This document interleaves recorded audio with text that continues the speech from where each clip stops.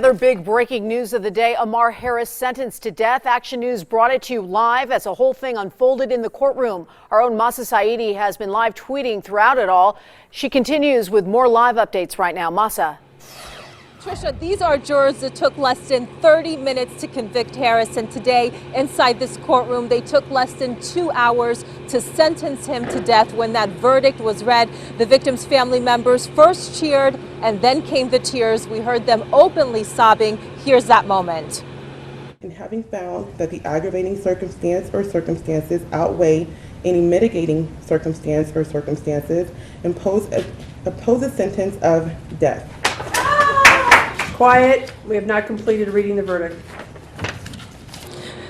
As you could hear, they could not contain their excitement for the victims' families. This was a nightmare that began in February of 2013, and no doubt today, in some ways, it has concluded. Walking you through the day, we heard short closing arguments. Shortly before 3, jurors went inside to deliberate, a surprise to no one.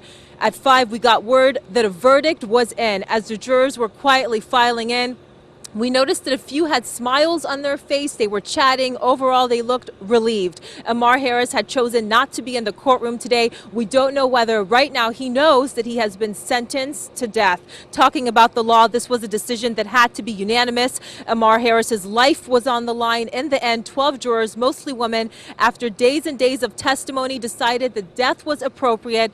To simplify the verdict, jurors basically thought the mitigating factors in this case, the abuse Harris endured, the sexual abuse, psychological, they thought that did not outweigh the aggravating factors in this case. This was a triple homicide, an incredibly reckless act. Back out here live. Right now, we have a second crew inside the courtroom. The big question is when and how, rather, these jurors came to their decision. We have a crew. We know that our crew has spoken to one person that was inside that jury room, and coming up at 11, we'll tell you what they had to say, plus what are the next steps legally for Ammar Harris. For now, reporting live at RJC, Mahsa Saedi, Channel 13 Action News.